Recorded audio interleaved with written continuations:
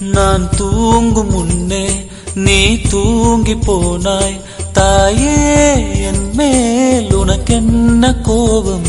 கண்ணான கண்ணே, என் தெய்வ பெண்ணே, கண்ணில் தூசி நீ ஊத வேண்டும்.